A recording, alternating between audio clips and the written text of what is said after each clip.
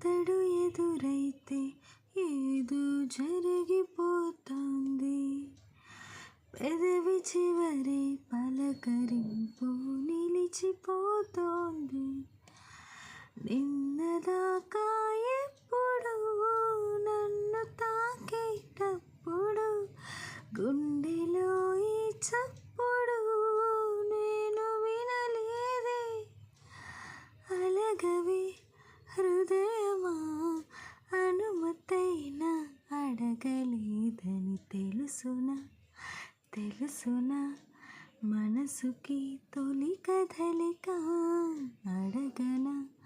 అడగనా అతడినే మెల్లమెల్లగా, నమ్ముతాడో నమ్మడో అని తేల్చుకో.